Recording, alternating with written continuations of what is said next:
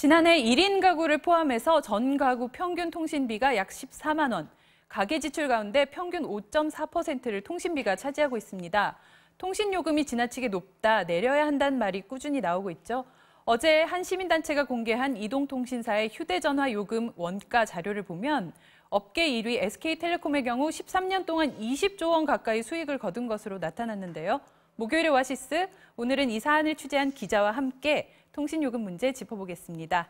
MBC 미래산업팀 남재현 기자, 어서 오세요. 네, 안녕하세요. 네, 남 기자, 어제 참여연대가 공개했죠, 자료를. 그동안 이런 원가 공개 요구가 되게 높았는데 이 통사들은 영업비밀이다 이러면서 버텨왔잖아요. 이번에는 자료가 어떻게 공개가 되게 된 건가요? 네, 이게 지난 4월로 좀 거슬러 올라가야 될 것 같은데요. 당시 대법원이 국민의 알 권리를 좀 보장하고 그다음에 요금의 투명성 제고를 위해서 자료를 좀 공개하라고 판결을 한 겁니다. 네. 그 내용은 이제 총괄 원가라고 해서 원가 개념과 영업 비용 등이 담긴 영업 보고서, 그다음에 요금 신고, 인가 관련 서류들인데요. 맨 처음에 공개된 자료는 2005년부터 2011년까지 약 6년여 동안입니다. 그런데 이번은 그 이후에 자료들이 공개가 된 건데 이제 과기부가 통신사에도 좀 물어보고 그다음 정보공개청구라는 참여연대 요구도 받고 해서 협의를 해갖고 이제 공개를 결정이 된 겁니다. 그러니까 당초 대법원에서 공개하라고 판결이 난 거는 2005년부터 11년까지 자료인데 과기부가 이제 뭐 통신사 측에 요청도 하고 이렇게 조율을 해서 그 이후 2016년 자료까지 더 많이 공개를 했다는 거죠. 네. 그래서 그 받은 자료가 이제 2004년부터 16년까지 2G와 3G, 그다음에 이제 LTE 요금 관련 자료들인데요. 이 자료가 나오기까지 사실 한 7년 정도 되게 오랜 기간이 걸렸습니다. 그래서 받은 자료가 이제 맨 처음에 참여연대가 19가지 서류를 요청을 했는데 실제 공개를 하라고 판결이 난 건 한 5가지 정도입니다. 그래서 아마 이 모든 요금 원가가 어떻게 구성이 됐는지를 다 보기엔 좀 무리가 좀 있죠. 좀 약간 제한적이라고 좀 할 수 있습니다. 네, 그렇더라도 어쨌든 이제 전체 규모나 이런 게 처음으로 공개가 된 건데 지금 이동통신 시장 1위 사업자 SK텔레콤 아까도 말씀드렸다시피 13년 동안 20조 가까운 수익을 19조 4천억 원인가요? 낸 걸로 지금 나왔는데 엄청난 금액이네요. 아마 이게 쌓여서 그렇지만 일단 투자 비용을 다 빼고도 그 정도 수익이 났다 그러면 적은 금액은 아닌 것 같습니다. 그래서 이 세부 내역을 좀 보면요. 일단 2G, 3G, LTE 사업 분야에서 모두 19조 4천억 원이 났고요. 2016년까지 이제 각 사업별로 보면 2G가 좀 가장 많습니다. 14조 5천억 원이었고요. 3G가 6조 2,700억 원. 그다음에 LTE는 당시에 1조 3,600억 정도 손실이 났습니다. 마이너스라는 얘기거든요. 근데 이게 뭐냐면 LTE가 한 2012년 정도부터 시작을 했는데 그 투자를 한 초기 단계였단 말이죠. 그때는 이제 그 투자 수익 비용들을 이제 회수하는 단계였기 때문에 마이너스였는데 2016년도에는 플러스로 돌아섰습니다. 그럼 그 이후엔 계속 수익이 나고 있다라고 하는 게 이제 일반적인 평가입니다. 그렇죠. 지금 지난해 자료는 아직 안 나온 거니까 지난해에도 이제 수익으로 흑자로 이제 LTE 부분도 돌아섰을 걸로 당연히 이제 예상이 좀 되는 부분이고, 그러면 이게 2017년 그러니까 지난해 자료 는 어떻게 또 추가로 또 공개될 예정이 있습니까? 지금 참여연대가 이제 2016년까지 받았으니까 이제 매년 이제 근거들을 만들었다는 거죠. 이제 정보공개청구에서 받을 수 있는 근거들을 만들었으니까 매년 과기부에 요청을 해서 자료를 좀 모니터링하겠다 이런 계획을 좀 내놓고 있습니다. 네, 그러니까 이렇게 20조 원이라는 이제 금액이 또 나오고 보니 이게 요금이나 해야 되는 거 아니냐 이런 말이 나오는 것도 좀 당연하다 이런 생각이 좀 드는데요. 그럴 수 있죠. 물론 이제 얼마까지 가져가야 된다, 수익을 얼마까지 내야 된다라는 기준은 따로 없습니다. 그런데 이제 통신 사업이라는 게 이제 공공재인 전파를 이제 빌려서 임대해서 쓰는 사업이기도 하고. 지금 가입자가 한 6,600만 명 정도 되는데 이 가입자 수가 그렇게 크게 변동이 있는 상황이 아닙니다. 그래서 안정적인 사업이라고 좀 보통 할 수 있죠. 그럼 수익도 보장이 되어 있고 그리고 이제 가입자 수도 이제 충분히 있는데 이런 상황에서 이 총괄 원가 대비 수십 %가 되는 이익을 내는 게 과연 맞느냐 이런 지적이 분명히 있거든요. 이 소비자 단체들 한번 말씀 한번 들어보겠습니다. 통신 시장이 이제 어느 일정 부분에 이제 설비 투자가 이루어지게 되고 그런 설비 투자가 어느 시점이 되면 그 통신사들이 이제 이익을 내는 이제 지점이 있을 텐데 그런 그 일정 시점이 지나게 되면 사실 요금 인하의 여력이 있음에도 통신사들이 이런 부분들을 소비자에게 통신비 인하라는 것으로 돌려주지 않는 측면들이 있기 때문에 이런 부분들에 대한 좀 개선이 좀 필요할 것으로 보여집니다. 이런 주장에 대해서 물론 통신사들은 수긍을 하지 않겠죠. SK텔레콤은 어제 그 공개된 결과에 대해서 뭐라고 반박을 좀 하고 있습니까? 네, 일단 SK텔레콤 측은 일단 과도한 수익은 아니다. 왜냐하면 네. 이 이익을 시설 재투자 등에 사용을 하고 있고 이제 네. 앞으로 인공지능이나 5G나 이제 새로운 신기술 도입을 하는데 다 투입을 할 거다. 그리고 그럼 저희가 이제 물어봤죠. 그럼 어디에 어떻게 지금 쓰이는 건지 좀 궁금합니다라고 했는데 이때는 이제 이 구체적 내역들은 이제 영업 비밀이다라고 해서 이제 공개는 일단 거부를 했습니다. 아, 그러니까 이게 구체적으로 투자 뭐 어느 사업에 얼마나 이렇게 투자를 하고 있느냐 이런 부분 당연히 영업 비밀이 될 거라 생각이 되지만 전체 이익에서 뭐 몇 % 정도를 연구 투자 개발비로 쓰느냐 이런 정도는 공개할 수도 있을 것 같은데 전혀 안 된다라는 예, 아마 입장인 이제 거죠? 공시 자료에 이제 두루뭉술하게 나와 있는 건 있는데 저희가 좀 세부적으로 물어봤는데 그조차도 좀 말을 좀 아꼈습니다. 말을 아꼈고 그리고 이제 덧붙인 얘기가 이제 국내 이통사 영업이익률이 해외 이통사에 비해서 좀 많이 낮다. 그래서 이 통신비 인하 여력을 이야기하는 건 좀 매우 부적절하다. 이런 입장도 좀 내놨죠. 그런가요? 그럼 해외 통신사들의 영업이익률은 어느 정도인가요? 이게 보통 미국 같은 경우에는 한 20% 영업이익률이 20% 넘는 데도 있고요. 그리고 우리 같은 경우에는 한 6배에서 7% 정도 잡고 있거든요. 근데 또 유럽으로 가면 이보다 좀 더 낮아집니다. 뭐냐면 이 공공 서비스 성격이 훨씬 강하다고 보는 거죠. 그래서 이제 회계사들이나 전문가들 입장은 뭐냐면 이 각 나라별로 이 회계 기준이 다 각각 다르기 때문에 단순히 영업이익률로 또 비교를 해주는 것들은 좀 무리가 있다. 그런 의견들도 좀 있습니다. 또 이 SK텔레콤은 이 참여연대가 이게 초과 이익이 낮다라고 계산하는 그 방식 자체에도 문제를 제기하고 있는 것 같아요. 그 이제 좀 쟁점이 되는 부분이 투자 보수라는 개념이 있는데 그거를 어떻게 잡느냐에 따라서 이익이 좀 많아지기도 하고 줄기도 하고 그런다고 들었는데요. 예, 이게 저희가 아마 수식을 준비를 해놨을 텐데요. 한번 보시면 이 보시는 수식이 좀 어려울 수는 있습니다. 근데 간단히 말씀드리면 뭐냐면 이 수익에서 원가를 뺀 초과 이익을 잡는 거죠. 결국에는 수익에서 그럼 원가가 얼마가 빠졌냐 그러면 이제 이익이 될 텐데. 근데 이 총괄 원가라는 개념이 일반 회계에서는 잘 쓰지 않는 개념이라고 합니다. 그래서 여기 안에는 이제 모든 사업 비용과 기회 비용까지 다 들어가 있는 거죠. 그러니까 그 기회 비용에 해당하는 부분이 투자 보수라고 표현된 부분이 그렇죠. 이제 쉽게 얘기를 하면 통신 시설이라는 게 이제 상관 벽지에도 수익성이 떨어지는 곳들이죠. 이런 데 투자하거나 설치했을 때 그만큼 이 돈을 다른 데 투자했을 때 벌어들일 수 있는 비용만큼 수익은 크다고 보고 그렇죠. 그거를 추가적으로 더 비용으로 잡아주는 거죠. 그러면 원가가 커지니까 결국 수익은 떨어지는, 초과이익은 줄게 되는 그런 회계상 효과가 좀 효과라고 하긴 뭐하지만 하여튼 그런 점이 생기는 투자 겁니다. 보수를 높게 잡을수록 이제 원가가 높아지고 그러면 이익은 떨어지게 되는 그런 계산 방법이 있으니까 투자 보수를 어떻게 잡느냐에 따라 이익이 이렇게 달라진다 이런 주장을 이제 하는 거겠네요. 맞습니다. 이게 참여연대의 주장입니다. 결국에 이게 과도하게 잡혀 있었기 때문에 이거 좀 줄여야 된다라는 얘기고요.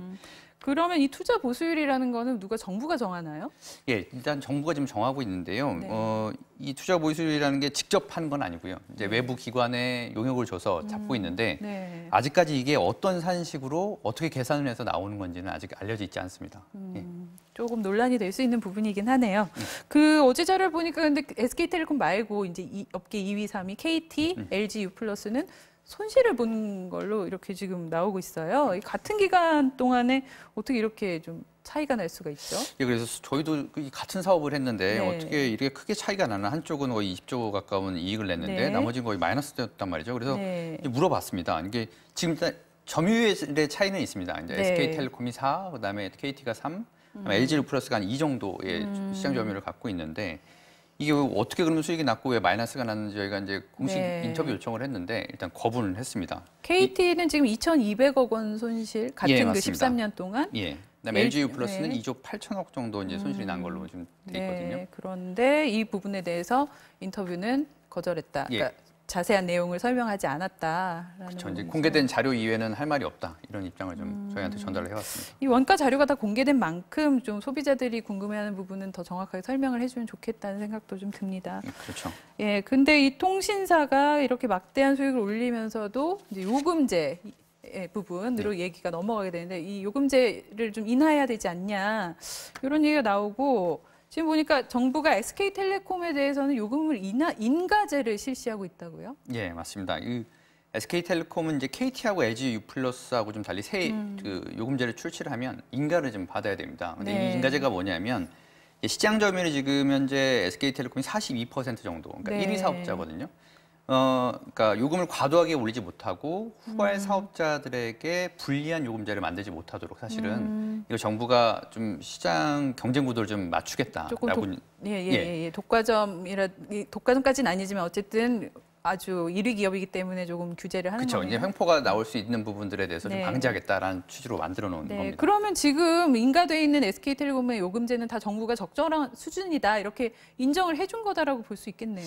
예, 사실 그렇죠. 그런데 이제 이게 그런 좀 문제점이 있습니다. 그러니까 뭐냐면 이 요금 인가를 할 때 보면 정부가 원가를 파악해서 이 정도 받으면 되겠다라고 대부분 이제 생각을 하시는데 사실은 이 원가를 분석하는 게 사실 불가능하다고 하거든요. 이 과학기술정보통신부 관계자 얘기 들어보시면 이 통신산업은 이제 장비와 요금 상품이 너무 많아가지고 원가 상정이 불가능하다. 그다음에 통신사가 영업 정보를 모두 공개하는 것도 아니어서 인가제에 한계가 있는 게 좀 사실이다. 이런 얘기를 합니다.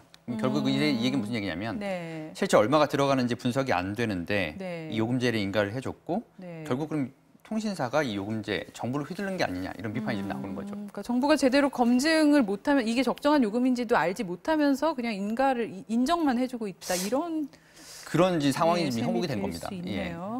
그러면 인가를 받지 않아도 되는 KT나 LG U+는 뭐 자율적으로 지금 요금을 책정할 수 있다라는 얘기가 되는데, 근데 왜 소비자 입장에서는 모든 그 통신사 요금이 좀 비슷하게 느껴지는 측면이 있는 것 같습니다. 그렇죠. 이제 결국에 1위 사업자가 인가를 받아서 요금제를 내놓으면 이제 각 기업들마다 가장 큰 수익이 나는 요금제라면 설정을 하게 될 테고 굳이 출혈 경쟁을 할 필요도 사실 없는 거거든요. 그래서 이제 그 참여연대 같은 시민단체들은 이런 주장을 좀 하고 있습니다. 한번 보시죠. 이통 3사가 어쨌든 독과점 구조로 되어 있는 시장이기 때문에 상당히 본인들의 수익을 안정적으로 유지할 수 있는 선에서 뭐 담합이라든지 또는 요금에 대한 이런 협의가 뒤에서 또 이루어지고 있지 않나 이렇게 의심하고 있습니다. 네, 결국 정부의 요금 인가제가 이제 과도한 비싼 요금을 막는 데 제 역할을 하지 못했고, 그다음에 이 요금제를 사업자 위주로 돌아가는 것도 사실은 뭐 막는 기능이 제대로 안 되고 있는 거 아닌가? 예, 그렇습니다. 이런 생각이 드네요. 그래서 지금 정부가 하는 얘기가 이 인가제를 신고제로 바꾸겠다 또 이런 얘기를 내놓고 있어요. 예, 이제 이런 비판들이 계속 있으니까 이 인가제를 도입을 해가지고 인가제를 신고제로 바꿔가지고 통신사들의 경쟁을 좀 활성화시키겠다 이런 얘기거든요. 과기부 이야기도 한번 들어보시죠. 그 한편 시장 경쟁을 더 촉진하기 위한 방안으로 인가제를 신고제로 전환하는 법안을 국회에 제출한 바 있습니다. 규제 완화를 통해서 새 요금제가 더 빨리 출시되고 현재보다 요금 경쟁을 더 촉진할 수 있도록 노력할 계획입니다. 예, 당장 내년에 또 신기술인 5G가 상용화되는데요. 이 당연히 또 요금 오르지 않을까 뭐 이런 생각이 드는데요. 예, 이 당장 이제 내년 그 5G 상용화를 앞두고 나서 아마 되게 많은 콘텐츠와 설비에 투자를 하게 될 겁니다. 근데 돈을 많이 썼다는 얘기는 그만큼 요금 인상 요인이 있다는 얘기일 거고요. 그다음에 새로운 요금제도 아마 나오겠죠. 이게 이제 아마 다 부담이 될 텐데 그럼 이 썼던 비용이 과연 적정한 거냐 이걸 좀 검증해야 되는데 사실 그런 방법이 없는 거죠. 그래서 정부는 이제 이 인가제를 폐지하더라도 이제 2만 원대 이제 기본 데이터와 통화량을 쓸 수 있는 보편 요금제를 법제화 좀 시켜서 이걸 가지고 보완책을 좀 만들겠다. 저렴한 요금을 무조건 이렇게 두도록. 그렇죠. 저렴한 요금을 두면 이제 고가 요금제에서 이제 하락 압박이 좀 있으니까요. 그렇게 두겠다고 하는 건데 이 보편 요금제 입법 법안도 지금은 이제 국회에 계류 중이어서 좀 더 좀 지켜봐야 됩니다. 네, 이 마지막으로 취재를 쭉 해보시니까 좀 어떠세요? 요금 인하 여력이 정말 있다 이렇게 결론이 좀 내려지십니까? 예, 저 회사에서도 자꾸 물어보시는데 제가 어떻게 단언은 못 하겠고요. 그런데 이제 이 시민단체나 일부 전문가들은 그런 주장을 많이 합니다. 그러니까 요금 더 내릴 수 있다라고 얘기를 하거든요. 그 이유가 뭐냐면 이 요즘제 많이 줄었다고 하지만 이 통사들이 판매점 등에 주는 장려금이나 보조금이 있습니다. 이게 2016년 기준으로 하면 약 4조에서 5조 정도, 5조 원 정도 되는 걸로 추산이 되는데요. 이게 어느 정도냐면 2016년 당시 이통 3사 전체 매출이 무선통신 매출이 22조였으니까 그 매출의 약 20% 정도를 장려금이나 보조금으로 썼다는 얘기입니다. 아주 큰 금액이죠. 그래서 이 부분들을 낮추면 좀 될 수 있지 않겠냐. 결국에 요금 인하하는 게 아니라 판매점이나 일부 손님들 웃돈 얹어주는데 쓴 거 아니냐 네. 이런 문제가 좀 계속 제기가 되고 있죠. 네, 이 누구나 사용하는 휴대전화 또 통신 요금은 가정 경제에도 또 무시 못할 사안인 만큼 MBC 뉴스에서 또 계속 관심 갖고 취재해 주시길 부탁합니다. 네. 이 목요일의 오아시스는 여기까지 하겠습니다. MBC 미래산업팀 남재현 기자와 함께했습니다. 수고하셨습니다.